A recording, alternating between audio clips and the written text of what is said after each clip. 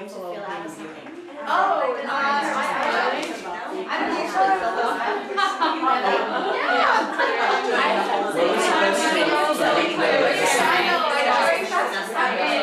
Next.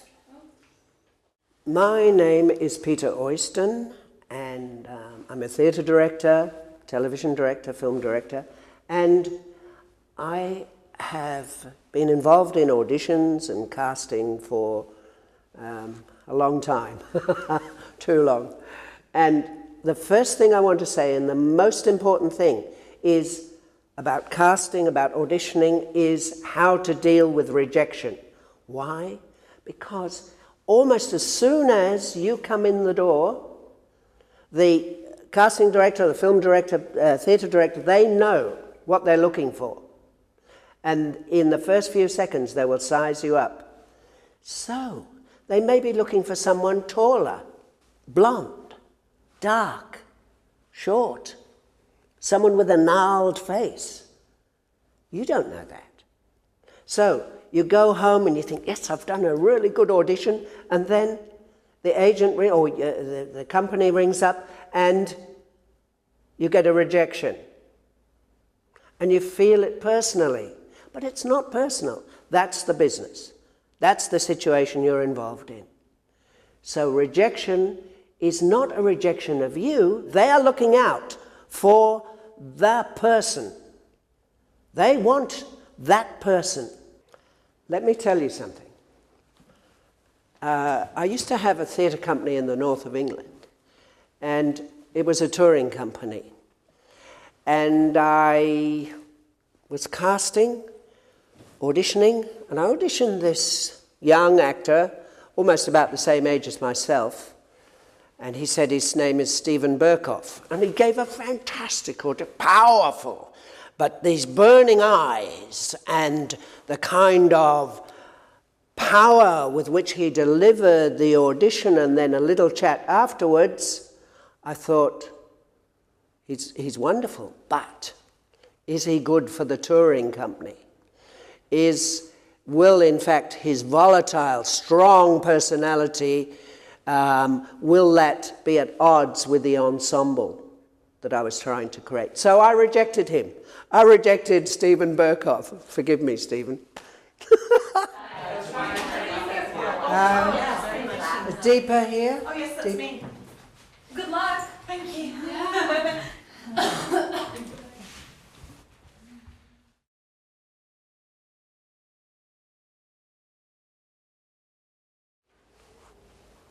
So here's someone. Come in. Come in, Ash. It's all right. Would you sit there? Thank you. And the really, really important thing is never to come to an audition late. That's absolutely critical. How do you not arrive late? You always arrive early. Simple formula. The really important thing is to choose an audition piece which confirms your strengths. Because immediately, and when you come into the room, they're looking for what you would be best at. They're looking for a specific range. Because as I said before, they are very interested in either a short person, a tall person, a dark person, a light person, someone who has a feeling that they're always smiling, someone who has a slight melancholy. You don't know that. And so, work to your strengths. And that means that don't do something completely left field. So even now, when you come to do your audition pieces, I want you to be thinking now, you may have 3 or 4 pieces. Which one will really show your mettle? Work to your strengths and be daring. The other important thing to think about is what you're wearing. Don't try and doll up like $1 million. Don't overdo it with the makeup. They want to see the human being, not the mask. And the thing is, in terms of women, don't try and be sexy. That's such a cliche, right? Your natural sexuality will come forward, and that is an aspect. Now, you may say, well, okay, but what about the meat market and all of that? This is real. You know, when women, for instance, are being chosen for their sexuality. Okay. That is always apparent to any director or producer, casting director, who has any kind of awareness. And for men, if you're wearing a singlet like that, then maybe a shirt or something, unless you're going for a part on a building site. Okay? So I've been told in the past to suggest dress the type of character that you're going to be auditioning for. Like you had just mentioned, suggestively. Or wear the blue shirt if you're going for a cop. Ashley's really absolutely correct. A suggestion of that. But not so completely that you've done a wardrobe number and you know, have already got a character. We need to know, that is the auditioners, the film directors, theatre directors, we need to know how flexible you are and the range. And that will become apparent when we do the audition pieces, when I'll be interrupting you and so we'll get a shape. Right, let's go.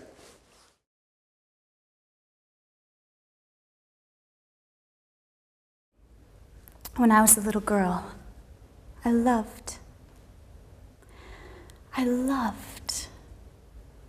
I simply adored. What have you got on, for goodness sake? Is that a jersey? It's clogged. Okay, I'm going to interrupt you. So, to find more shape, I think it's all working. Mm-hmm. Okay, so. I was so nervous, I was like shaking. Yes, good.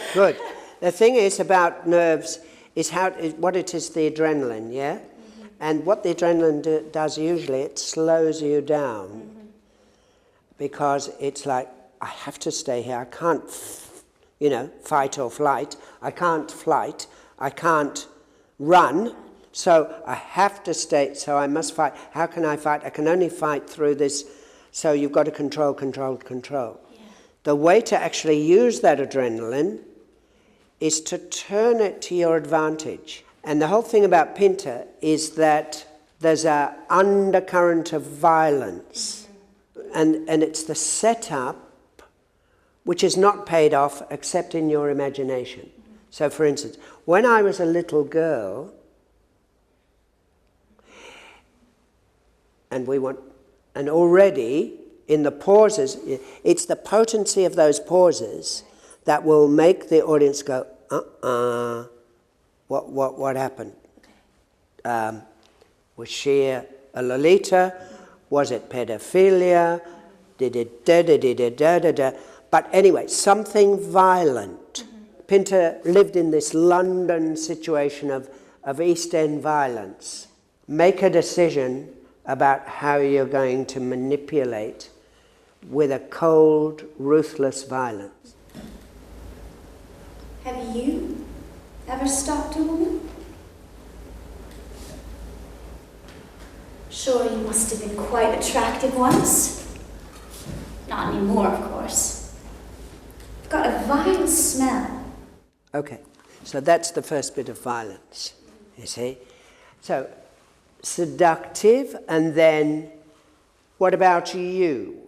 In other words, the challenge. Right. Yeah? Hang on, you smell. Yeah. So use the language to your advantage, especially the consonants. Right. So that you can cut with the language into this man's spirit. Okay. Because I feel like there's so much, even though it's vile, it's still like so intriguing and turning. Absolutely. Yeah. But you've got to give more hint of it's too masked at the moment. Okay. Right. You're probably quite amusing in your own way.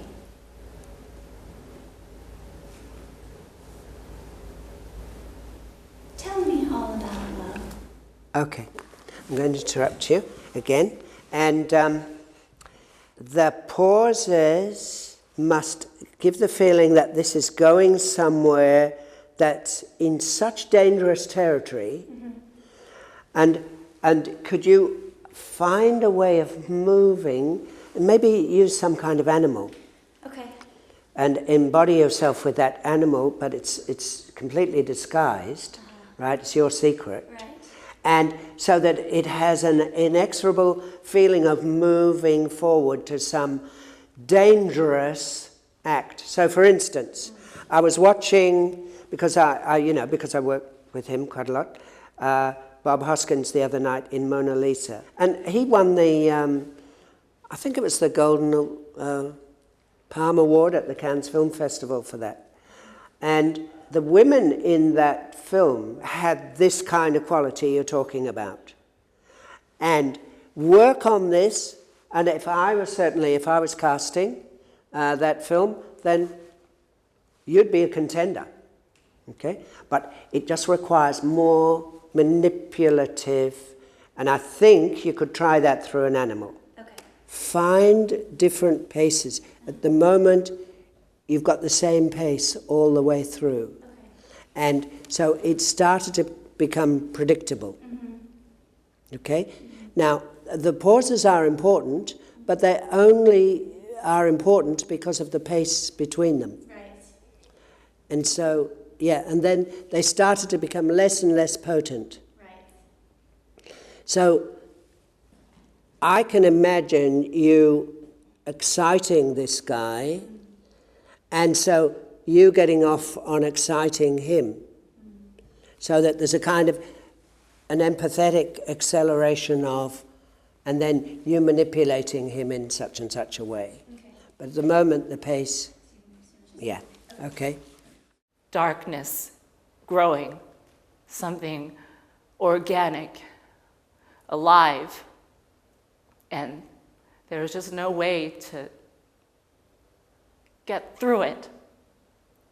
And the only thing that kept me here was the picture of Mom and Dad. Okay, I'm going to interrupt. It's almost hypnotic. Allow yourself to be in the childhood, inarticulate world, so that it's a different texture and it's a different rhythm. Okay. And therefore you will actually engage the audience continually. Okay. So, and it's a very interesting shift if you go into the child's mind and the jungle and the whatever it is and they don't know, and therefore you'll get more variety. Okay. So I don't want you to do that now, but I want you to go away and work on it, so that then the theatre company can know that just how flexible you are. Okay. So that's the idea, to find that, and was to the find. Speed slow? I felt Well, like it was a little slow. That's up to you. Okay. Because I didn't know where it was going. I was engaged. But you couldn't stay at that same pace all the time. It would have to... Because sometimes you can be inarticulate if you jumble the speed. Just needs that fraction more energy to grab us and then take us on the journey. Okay. Otherwise, you're another face in the crowd. Okay. And just find some time to just increase the tempo. Okay. Otherwise, it'll stay there for too long, Yeah. and you'll start to lose us. I was starting to lose the words. It's like. It doesn't matter. Okay. Improvise. Yeah. Let it carry you. Okay. Rather than trying to control. yes, Yeah. because inarticulate can mean a jumble of words as well as not finding the words. Yeah. Okay. Okay. Brave warriors, Clifford and Northumberland. Sorry, I need to interrupt you. You've got to know who's who in these Shakespeare plays. So let's not have them standing next to each other. Okay. And that way the audience goes, there, yes. And that establishes the context. Okay. Right. Take your time. Where are your mess of sons to back you now? The wanton Edward and the lusty George. And where's that valiant crookback prodigy, Dicky, your boy? What with his grumbling voice was wont to cheer his dad in mutinies? And with the rest, where's your darling Rutland? Look, York. Now, my suggestion is that you actually use the word for that moment of, otherwise, if they're separate, that is the action with the word, it's not as effective. Okay. And, you know, when you're looking for them, look for them. I mean, I would suggest that you turn around, that you animate the space, and, you know, you show Margaret like she's never been shown before. Just find a commanding, find much more vibration. Come from here rather than your throat. Bring it forward, bring it back. Bring it forward, bring it... Do you know what I mean? I know sort exactly of play what you mean. with it. Yeah. So it doesn't, it's not something you're adding on, but it's an essential part. And there's much more potency on look, you. So it's like,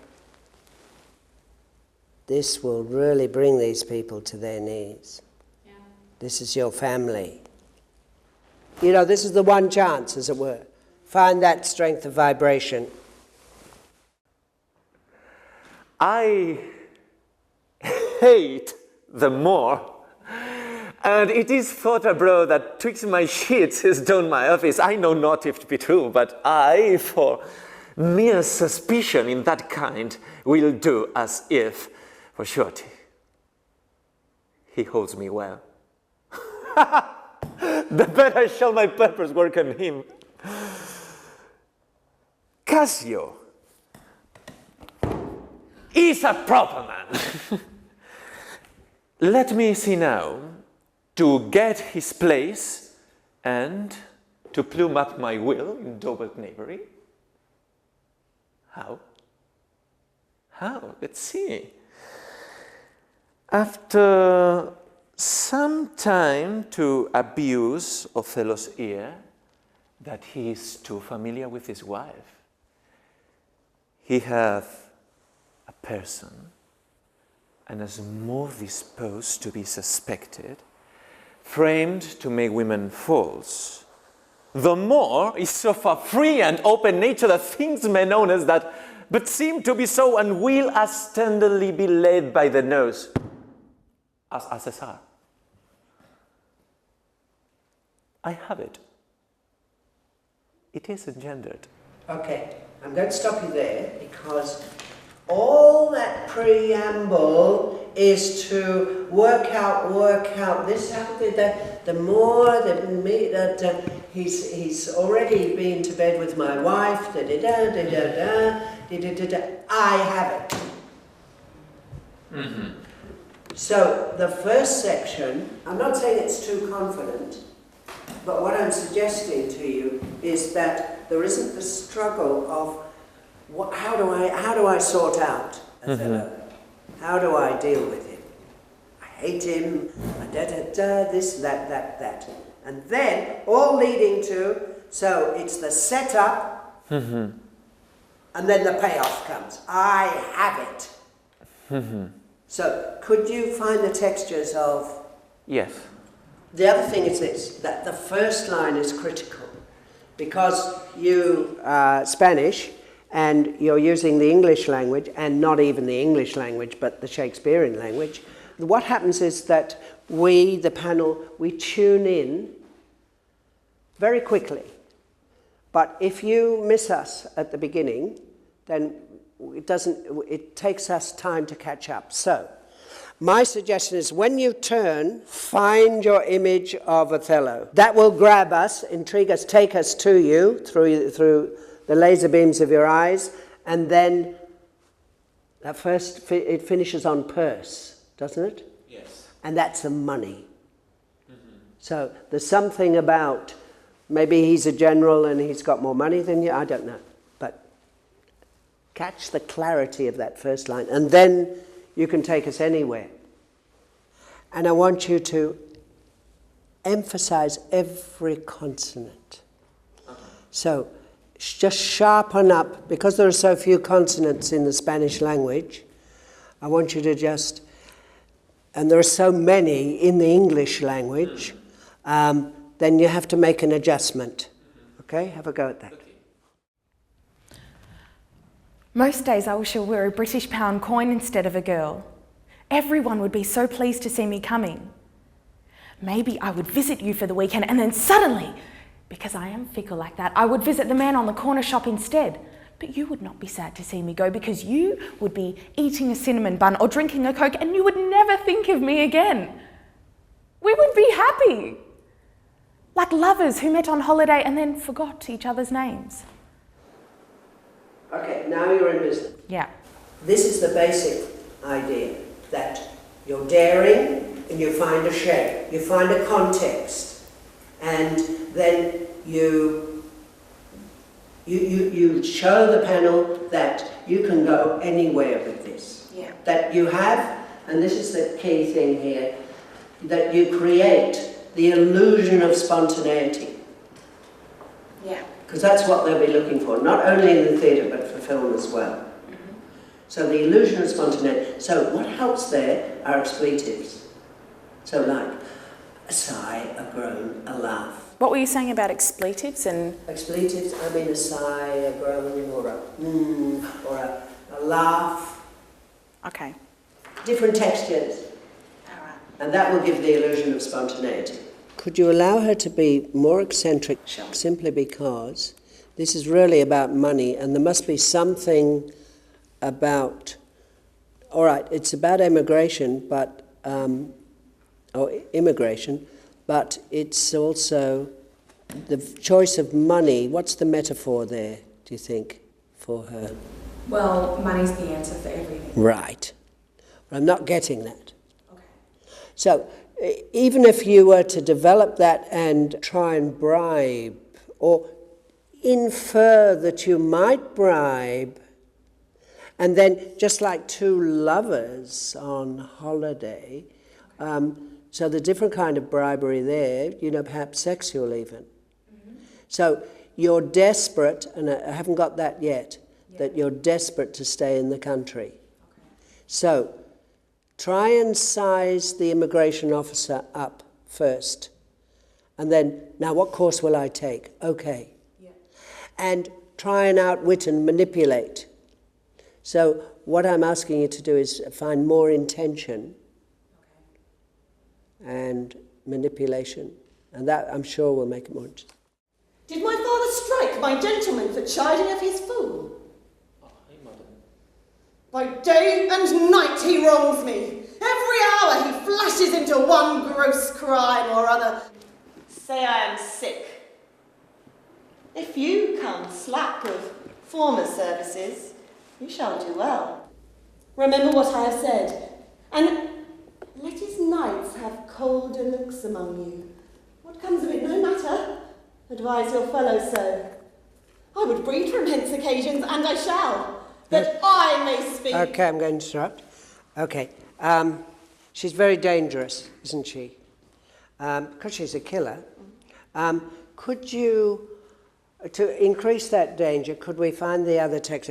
So with Oswald, your steward, could you play with him in a sensual way? Okay. And then break away from it? Yeah. So that we get that, who is this person? Yeah. And then your sister, could you just search for your sister perhaps, and then rest, yes. And almost like, cosmic thought, so that she and I are one, Regan and Goneril are two of the same. And find somewhere, how laughter is often associated with chaos? Yeah. Find somewhere to let yourself laugh. Peter, one thing I was concerned about when I was doing this, how much is it okay to move around? It's fine. It's not too distracting? No. Okay. No, you make the space your own. Often it's a good idea to move on the conjunction or a conjunction. But if, when, and, so if you move on the conjunction, then it absolutely links in with the speech. And could you recall that psychological thing of you're not allowed to speak? So when you say I may speak, in your childhood, to me, it's clear that your father forbade you. Goneril, what did you do today? Hang on, there's something more important. Just be quiet. You're always chattering. It's that kind of situation, you see. So that's where, I'm sure that's where that comes from. And that kind of sibling resentment that's been brewing right through your childhood. Now you've got the chance to get back at him. Just be a little bit clearer in your diction, yes? Right. Okay. And sharper. What that means is it's the precision of. And allow your animal to take you anywhere you like. You have the license. There they go, flying up the lane on their bloody broomsticks. It's not even 8 miles long, this island. I can cycle round it in half a day. And I've grown to hate it, Gabriel. I hate every rock. I want to smash every stupid little garden and every prissy little house. I've lived such a useless life here, up to my ankles in chicken shit, growing veg for them to flog to the crowds. If only I was in London or France or anywhere, I could be doing something. I almost fell over you. You were so pale, I thought you were quartz. You scared me. Okay, I'm going to interrupt. I'm going to talk about stage time, real time, even film time, real time. And that is that, especially if the camera's there, there's no other distraction. So the camera can get everything. And at the moment, I feel it's drifting. You could engage either in theatrical terms or filmic terms, you can engage us more if you sharpen up your movement from image to image. And it's very intriguing, this, so intriguing that I want to know more about it. Okay. So you only tell us half the story there with your fingers and your... and then the move up to, what's the line when you were here and you... There they go. There, yeah. There they go. Release it, okay? So that you take us to wherever there is. There they go, flying up the lane on their bloody broomsticks. Then go to another world. So all of this is immediate, that's all working, and it's what I would call, in my jargon, set up. Now the payoff is, if only, yeah, you can go to, now, whatever your character's imagination is of London, what's the next place? France. And be particular. Yeah. Be specific. What part of France? And then, and you know, I don't think it's ridiculous to actually experientially sense that part of France. If it's a vineyard, then eat a grape. I'm being a bit facetious, but or smell the lavender, or just stretch in the sun, or so take us to that other world. That's what I think the drama panel or a film director or whoever would want to know. If you can take us to another place, then you're in business. Engage us straight away with a bit more electricity. You need to charge your engine, rev your engine a bit more. So that's probably breathing and oxygen. Any questions about that? Observations? What about the actual rhythm or speed? Yes, it's not so much speed, it's pace. And the pace is determined by engagement, taking the audience, or in this case the panel, or the director, taking them further, faster, beyond their expectations. So that's the pace. The pace is If the observer gets ahead of you and can already predict what you're going to do, then it falls down as a narrative and the story starts to disappear. And usually that rhythm that you talk about is the excitement of discovery, this and that, and then this, and take them. You can't drift into something after a long pause. Hello.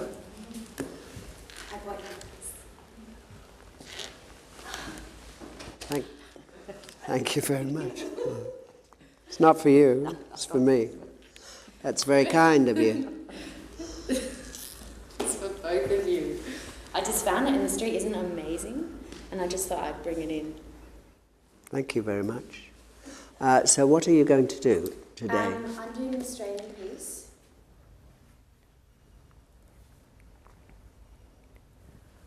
What do you do with sugar cubes? Do you put them back in the box? No, they'll get damp if you leave them out. I'll put them back in the box. Well, you'll be wanting to use this bowl. It's no trouble. Oh, all right. Well, do you have some cling wrap? I'll put some cling wrap around it. Sorry. Okay. We'll talk about preparation and how to be so sure and confident that even if you do dry, as we call it, you can pick it up. So the technique for that, first up, is allow yourself to pause. If the adrenaline isn't making you panic, allow yourself to pause. Give yourself your want. I want. And usually, that's 9 times out of 10, the line will drop in. Meanwhile, learning your lines. Try not to learn your lines sitting in a chair.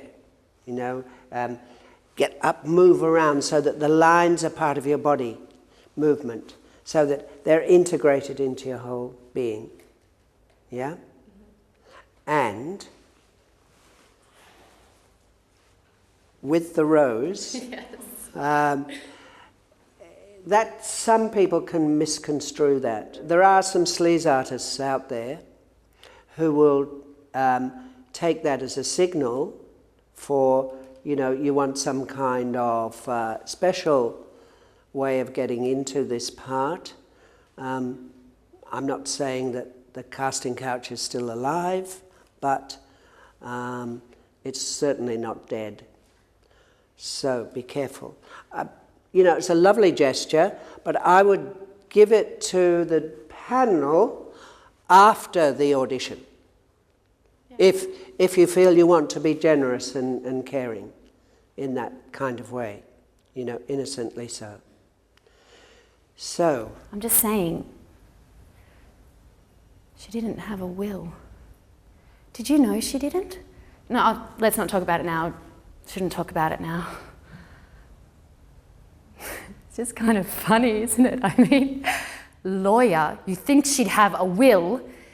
You should know that legally you're her only remaining relative. You're the next of kin. So all her assets, our house, this apartment, all the other money, quite a bit of it's tied up in various places. You probably knew that. The money will go to you. They won't even talk to me. Okay, I'm going to interrupt. So it's like as if you take us somewhere, and then we want to go somewhere else as well. Okay. Instead of going dee-da, dee-da, da-da, dee-da-da. Yeah.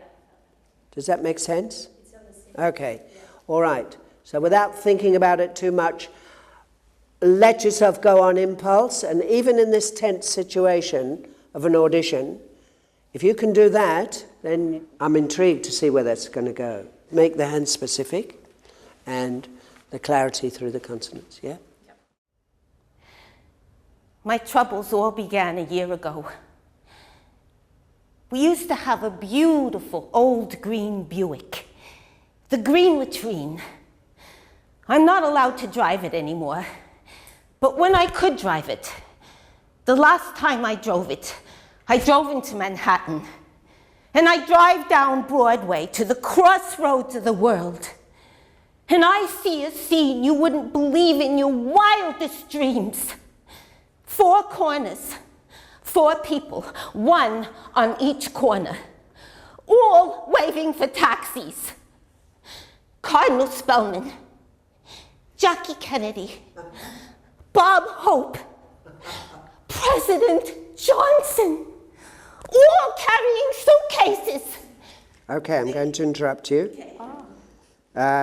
So, my suggestion is to make the hand gestures specific. No, Angel. No, use them.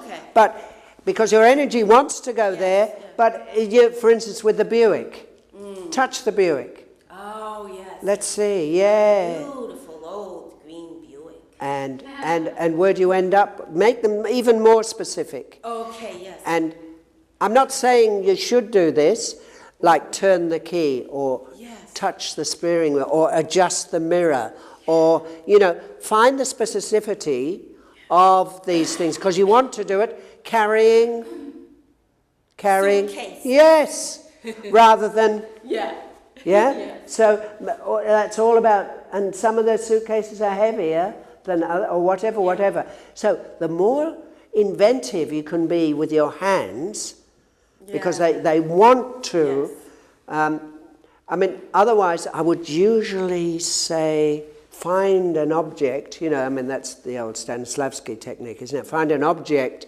and make that. But in this case, this character is so eccentric that the hands need to go somewhere, but if they're repeating themselves, then it'll become dead boring. Now move it from the edge of hysteria so that you can get more variety in it. That all works, right?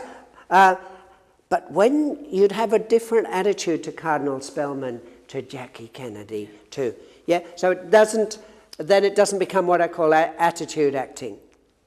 Yeah. You know, the same drive. Yes.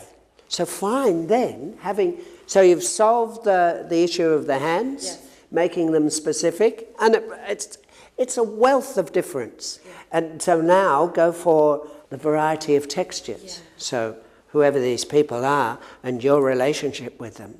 Yes.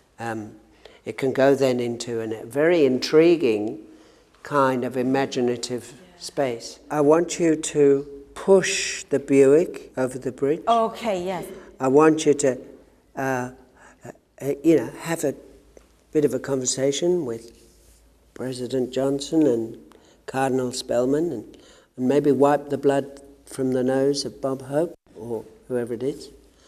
Do you know what I mean? Go. During it, you mean? Yeah. Okay. Experientially. In the middle. Just those details of specificity of bringing those things to life. So that, and therefore, it won't have the same, this is an anxiety speech. Yeah, right, It will therefore not be predictable. Okay. I mean, it's marvelous, but it can be even more marvelous. Yeah, more specific. Because, and it's the jump from, the suitcase, is it light? Is it? Yeah. And dumping it. So experientially, experience all the things that you're talking about. Okay.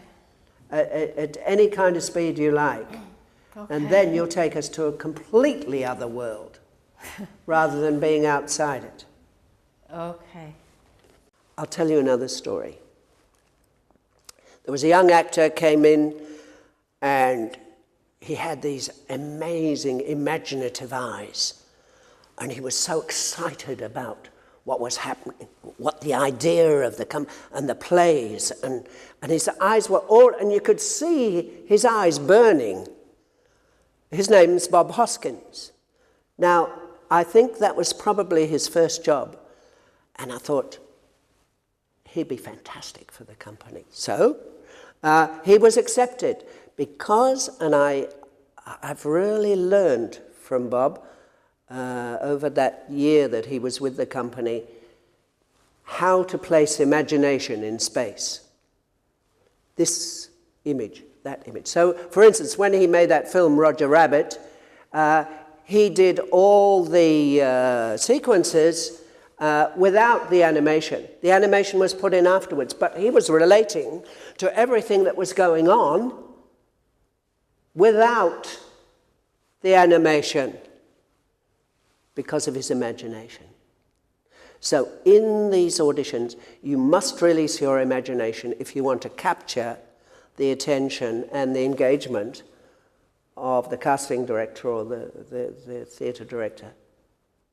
Now, and this happens a lot, where people are chit-chatting away and about life, dreams and art and you know what job they did last time. This is a phrase I use a lot. Look after yourselves. Yeah, look after yourself so that you're not caught in this ridiculous work that and you may never speak to those people, you know, for 3 or 4 years. But somehow or other, there's that bond because you're all in a stress situation.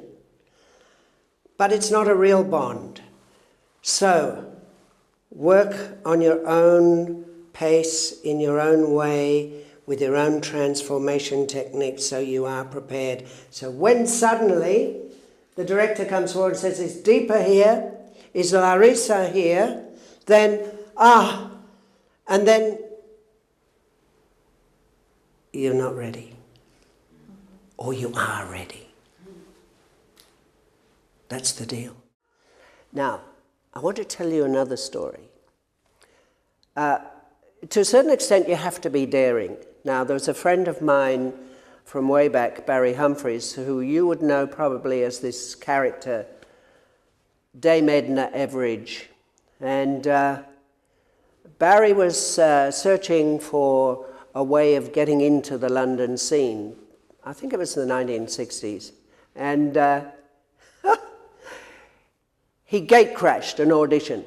He came on and and the people behind the desk were looking, who's this, who's this? And he strangled himself.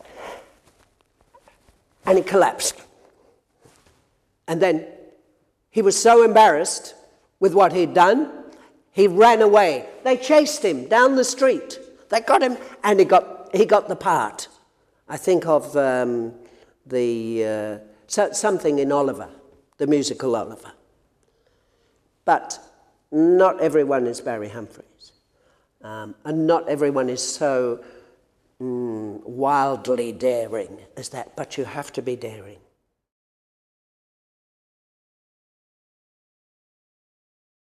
It is a stress occupation, and there is nothing you can do about that, except, and this isn't about technique, embracing it with a kind of almost obsessive pleasure. Now, what do I really mean by that? Get off on it. It's a buzz. You see, most plays or films are about people under severe stress. If they're not, then they're boring. So it's a matter of transposing or transferring your stress across to some element of the character. In other words, using the adrenaline to your advantage rather than seeing yourself constantly living in a state of anxiety, as a lot of actors do. Now, that's a bit of a riddle. It's not a real answer, except if you just think about that and try to practice. I would suggest to you that you go to as many auditions as you can, not necessarily to get the part, but to put yourself through those situations. So you become used to all these dynamics that we're working on today. Any questions? Actually, I do have a question that relates to that. Yeah. Because I've heard from some directors really don't like actors showing up for auditions unless they're seriously interested in being cast. So I would hesitate to just go to an audition unless I were prepared to. Okay, but this brings me to the next point, and that is that it is your audition. The industry is often unkind. You are in such a vulnerable situation as a young actor, or an older actor even. It's very competitive, we all know that. Okay, but it's your life, not theirs. It's your audition. So going in with that at the back of your mind, this is my audition, and not giving up your power. Okay, it's fine to be polite and And certainly go up for parts that there's a possibility you could be chosen. I mean, if it's so outrageously different from, you know, what either your agent or you believe the character is, then you make that decision. But it's your audition. If you miss it, you've missed it. Let's go for another one.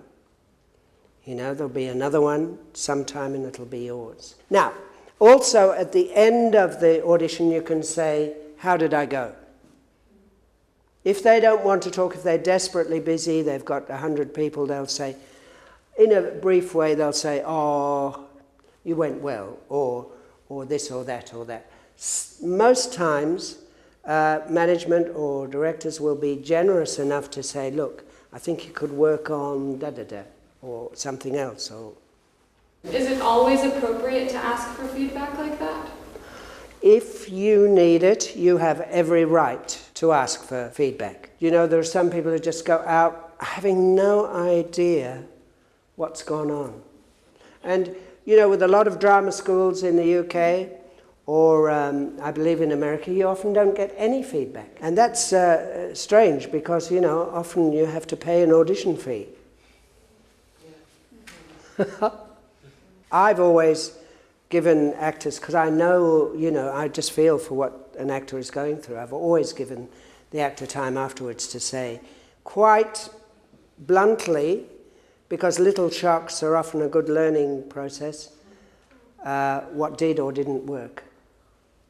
So you do have every right to say, how long's the job, you know, where's it, what's the situation, you know, are we going on location, It's not only every right, but I think it's a good idea because it shows then the panel that you are genuinely interested in the whole situation. Okay. And that you're aware of the logistics. So it doesn't sound like you're just being nosy? No. Asking No. those questions? No, because if they've really got you in mind, they'll see you as a colleague. Yeah. From that point on. Just come in. Come in. Hello. Oh. No, can I just explain something?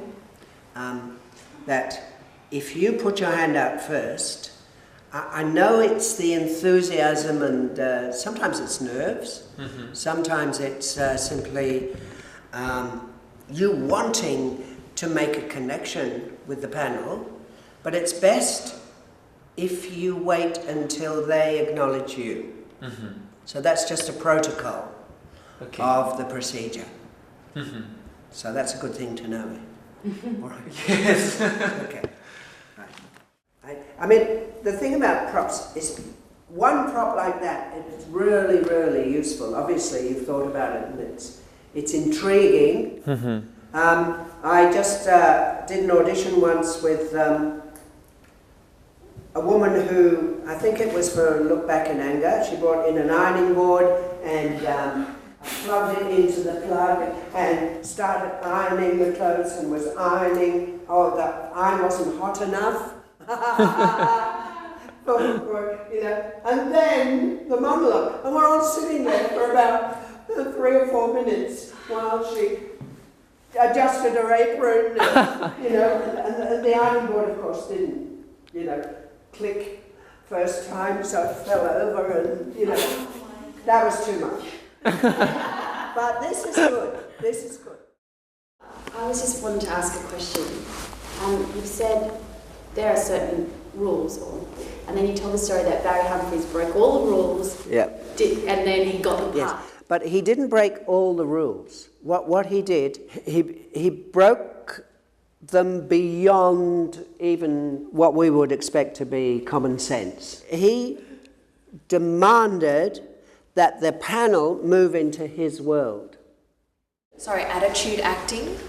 That point, can you just expand on that? What I mean by attitude acting is when you get onto a particular... I remember I did a production in the north of England once, and this woman, middle-aged woman, actress, was really good at crying. And she was so good, and she knew it was her strength, but she used to cry through the whole scene. And, you know, so it was like locking in to an attitude rather than the variety. You've got to break the stream of energy. And that's the attitude, is that stream of energy. Otherwise it becomes boring. It's like, you know, sometimes you have to shout, but you can't shout all the time, otherwise the audience just switches off. Often you're doing monologues, like in my monologue there's like 4 people or 5 people I'm talking to. I've got sugar cues, I've got a bowl. Like in real time on stage you would have things. Yeah. You would have objects. A wall to lean on, you would have a table. Yes. So to do it all in mime is tricky, right? Yeah. So what you do, you can spend not too long a time setting up where you've got your people, you've got 4 people, say one there, one there, one there, wherever. Be precise about them. A wall that you need to lean on, you can mime that without too much contrivance. And then the rest you have to kind of invent. And maybe the way to invent, not to do the specifics of, you know, having to bring in 100 props, but to image that geography in space. So you're talking to, you've got this, you talked about a sugar bowl or something at the beginning, didn't you? You could actually mime that. And if you were to do something very, very specific, like pulling out a sugar lump, you know, and dropping it into, that's the specificity that really intrigues any casting director, any director. You know, the generalization is this cliche of the hands that so many young actors do. And the sooner and the quicker you can get away from that by specificity, but never dwelling on it so that it becomes, oh yeah, this is a mime show. Any questions? Yeah. Actually, in circumstances like that, like to know if we can have our script in hand. Right. Look, I don't think an audition is entirely about lines. I think it's about character. I think it's about suitability for the part. I think it's about the ability to engage, first of all, the drama panel, and then take them somewhere that they weren't quite expecting. So, the short answer is yes, bring along your script and just put it down close by. And there is, in my mind, although other directors will disagree with me, there's no shame in losing a line. So learn it as well as you can, but yeah, bring the script along with you. Just put it down somewhere. So just one other thing before we look at the monologues. What say 2 of you join us on the panel so you can get an idea of what it's like to be on the other side of the fence in relation to as an auditioner rather than the auditionee.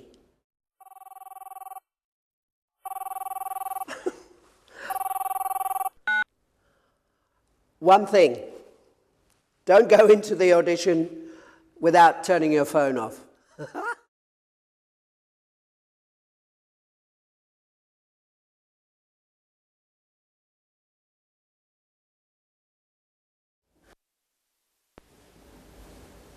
Have you ever stopped a woman? Sure, you must have been quite attractive once. Not anymore, of course. You've got a vile smell. Vile. Quite repellent, in fact. Sex, I suppose, means nothing to you. Does it ever occur to you that sex is a very vital experience for other people? Really, I think you'd amuse me if you weren't so hideous. You're probably quite amusing in your own way.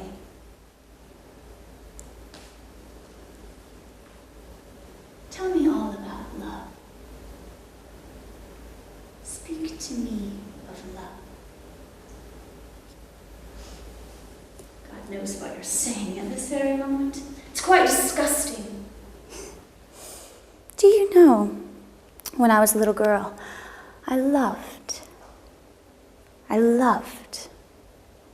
simply adored. What have you got on, for goodness sake? A jersey? It's clogged. Have you been rolling in mud? You haven't been rolling in mud, have you? And what have you got on under your jersey?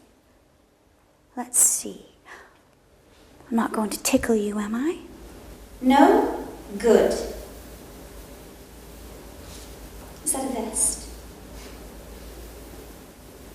It's quite original. Quite original. You're a solid old chap, aren't you? Not at all like a jelly. All you need is a bath. A lovely, lathery bath. And a good scrub. A lovely, lathery scrub. Don't you? Repeat pleasure. I'm going to keep you. I'm going to keep you, you dreadful chap, and call you Barnabas. Isn't it dark, Barnabas? Your eyes. Your eyes. Your great, big eyes. Good.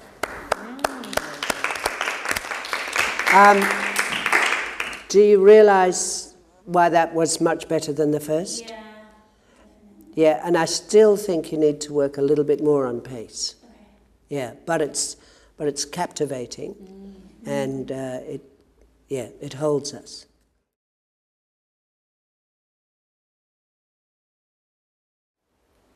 I wish I was more like you. Like you.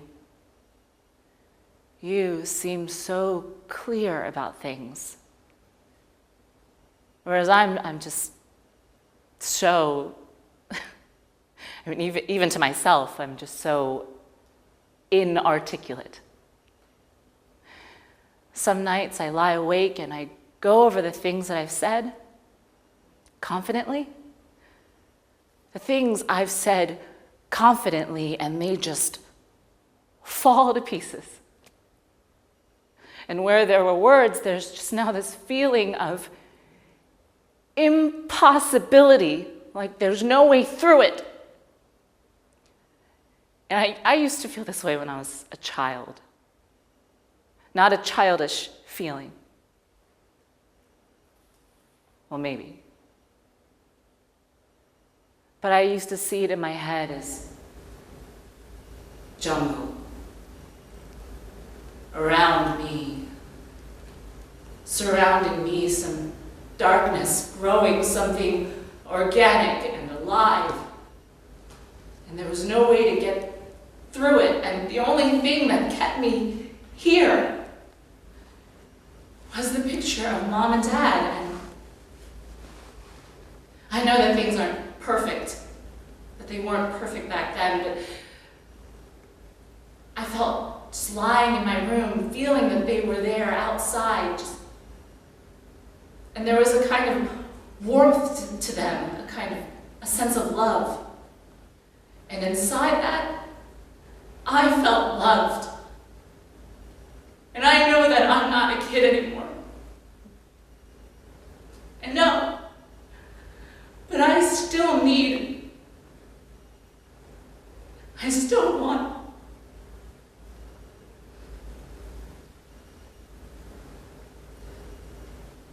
Sorry.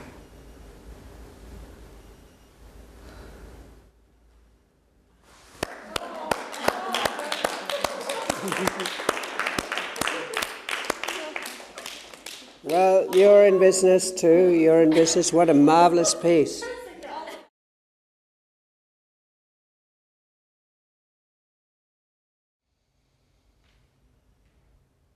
Brave warriors, Clifford, Northumberland, come.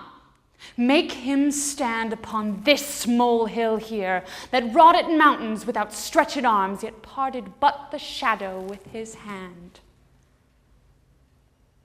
What? Was it you that would be England's king?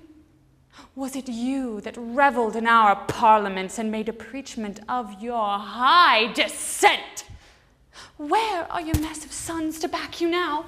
The wanton Edward and the lusty George? And where's that valiant crook-back prodigy, Dicky, your boy, that with his grumbling voice was wont to cheer his dad in mutinies?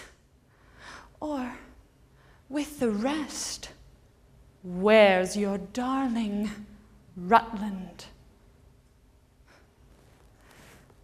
Look you, I have stained this napkin with the blood that valiant Clifford, with his rapier's point, made issue from the bosom of thy boy. And if thine eyes can water for his death, I give you this to dry thy cheeks withal. I prithee, grieve to make me merry, York. Why art thou patient, man? Thou shouldst be mad, and I, to make thee mad, do mock thee thus. Good, good. Okay, good, relax. Yeah, you're in business.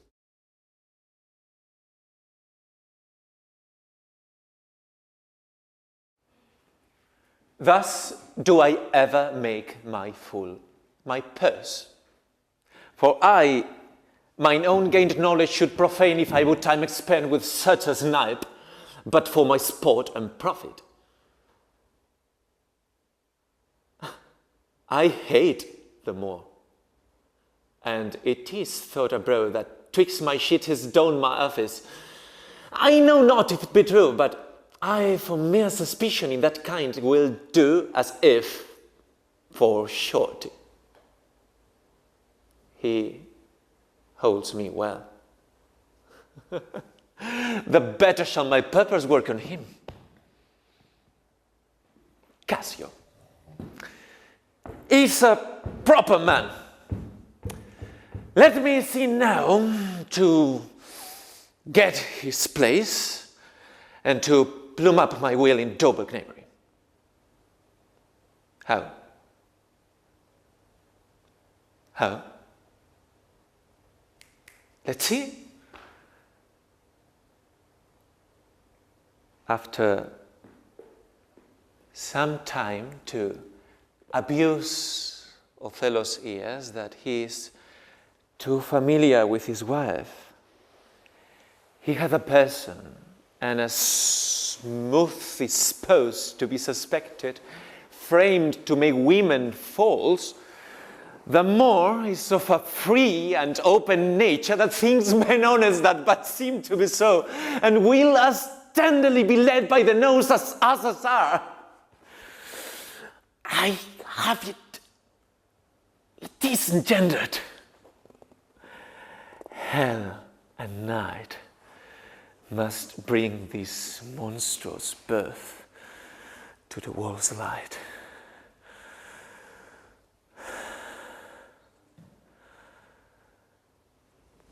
Very good.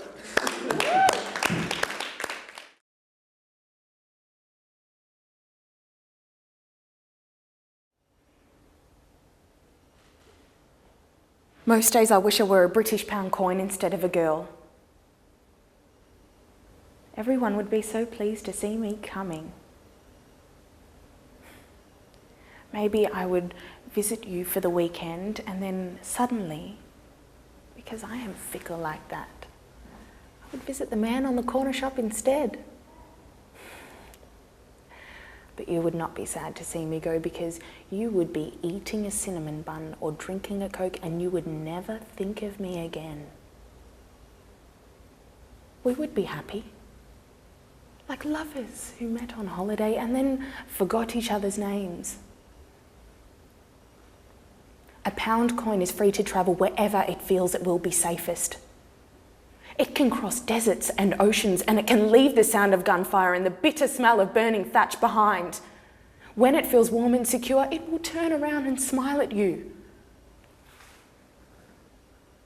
Of course, a pound can be serious too. It can disguise itself as power or property, and there is nothing more serious than when you are a girl with neither. But the pound coin has all the tricks of a sorcerer. When pursued, I have seen it shed its tail like a lizard, leaving you holding only pence.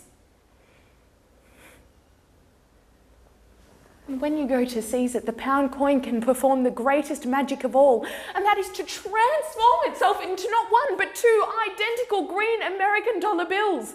Your fingers will close on empty air, I am telling you.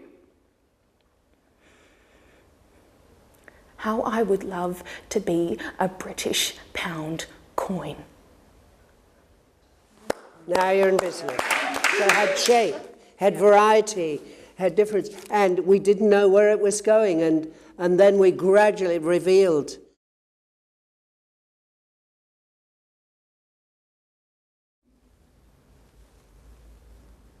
Did my father strike my gentleman for chiding of his fool? Aye, madam. By day and night he wrongs me. Every hour he flashes into one gross crime or other that sets us all at odds. I'll not endure it. His nights grow riotous, himself upbraids us on every trifle. When he returns from hunting, I will not speak with him. Say I am sick. If you come slack of formal services, you shall do well. The fault of it I'll answer. But on what weary negligence you please, you and your fellows, I'd have it come to question. If he distasted, let him to my sister, whose mind and mine I know, and that are one, not to be overruled. Idle old man, that still would manage those authorities that he hath given away. Now, by my life, old fools are babes again, and must be used with checks as flatteries when they are seen abused. Remember what I have said, and let his knights have colder looks among you. What comes of it, no matter. Advise your fellows so. I would breed from hence occasions, and I shall, that I may speak. Much, much better, yeah? Deal? Okay, good on you. Thank you.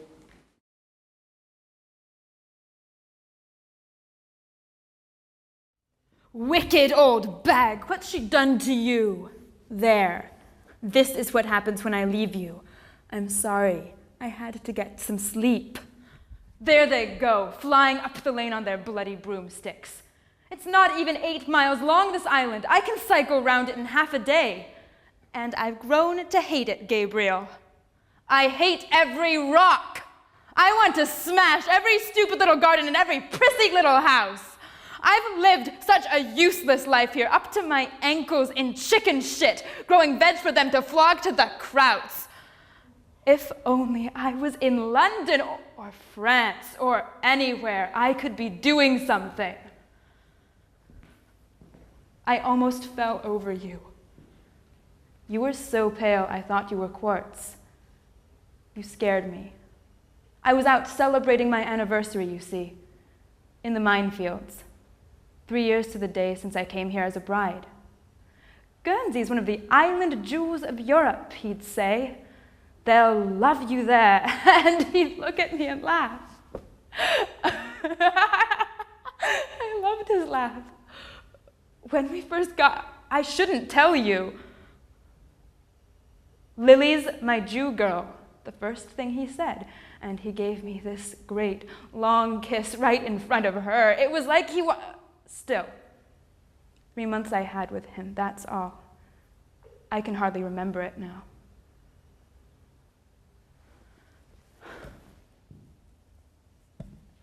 Please, don't be a madman. Please, don't be a crowd. Please, wake up and be my friend. Okay, good.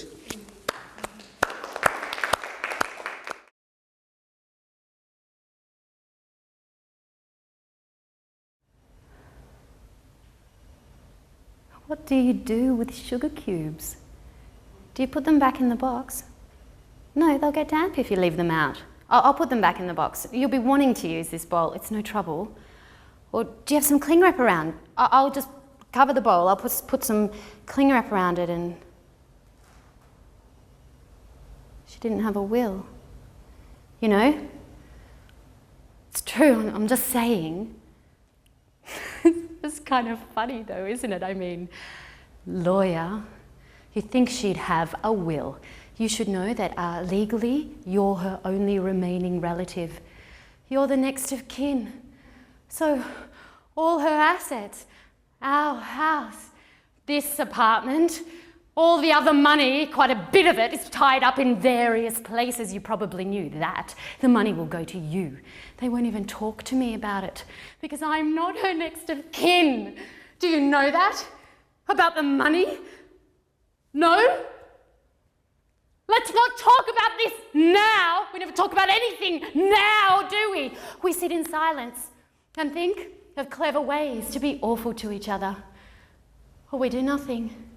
We ignore each other. We pretend not to feel the way we really feel.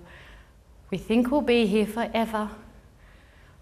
But what if in the end there's nothing? And it was all just a lot of things that happened, one after the other, with no meaning because we never talked about it. Well, you'll be pretty well set up anyway, Vic. Keep the wolves from the door a bit longer. You two had some sort of contract too, didn't you? Well, I guess that's irrelevant now.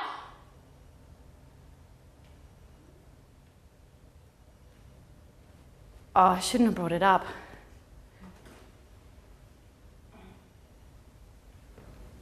She was really romantic, you know? Not many people saw that, but I did. She was good at that grand gesture. She'd sweep you off your feet. She swept me off my feet. I read somewhere that there's 6 billion people in this world. Out of 6 billion, your sister was my favourite. I wasn't really ready for her to go. There was so much nothing I wanted to do with her first. I've got to cover that bowl. Oh, where did I put my son? Oh well, there's not much left to clean up around here. Shall we get out of here?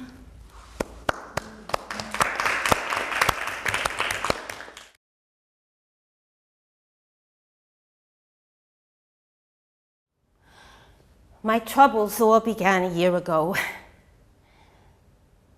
We used to have a beautiful old green Buick. The green latrine. I'm not allowed to drive it anymore. But when I could drive it, the last time I drove it, I drove into Manhattan. And I drive down Broadway to the crossroads of the world. And I see a scene you wouldn't see in your wildest dreams. 42nd Street, Broadway, 4 corners, 4 people, 1 on each corner, all waving for taxis. Cardinal Spellman, Jackie Kennedy, Bob Hope, President Johnson, all carrying suitcases.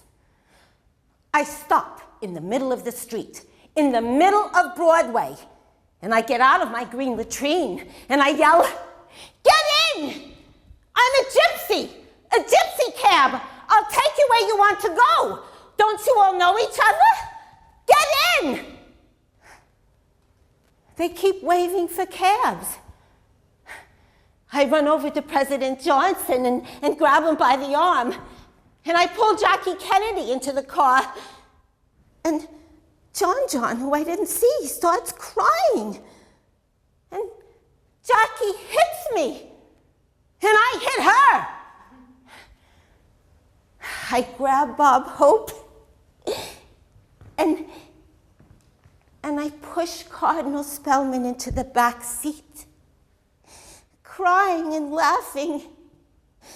I'll take you where you want to. Give me your suitcases. And Cardinal Spellman hits me. And I hit him. I hit them all. And then the green latrine blew 4 flat tires and sinks. And I run to protect the car. And all my friends get into 4 different cabs. And cars are honking at me to move.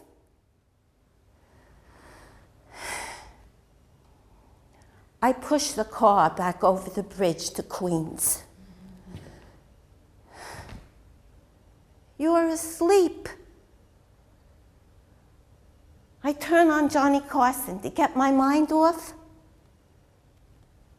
And there's Cardinal Spellman. And Bob Hope, whose nose is still bleeding. And they tell the story of what happened. And everybody laughs.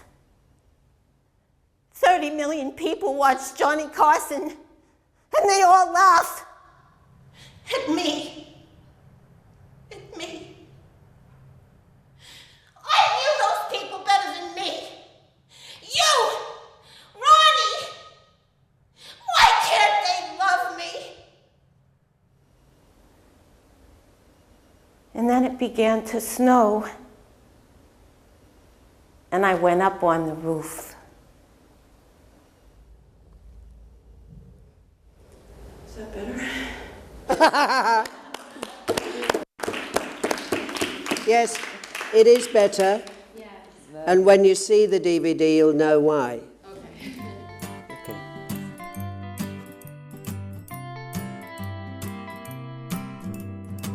And I, to make thee mad, to mock thee thus. Why can't they love me? Let his knights have colder looks among you. What comes of it, no matter. I wasn't really ready for her to go.